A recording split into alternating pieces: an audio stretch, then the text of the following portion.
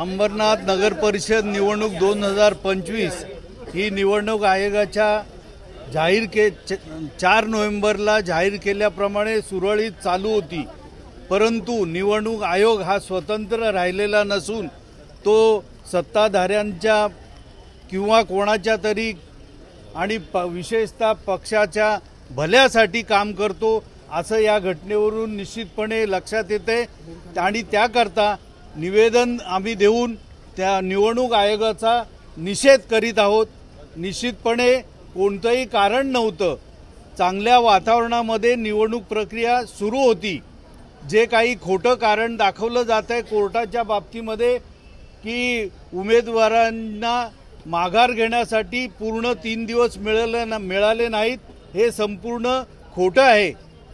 कारण जे या बाबतीमध्ये कोर्टात गेले होते त्यांची कोणत्या प्रकारची तक्रार नाही आणि असं असताना हे दबावाखाली राजकारण केलं जातंय, लोकशाहीचा गळा दाबला जातोय आणि मतदारांचा अपमान केलेला आहे।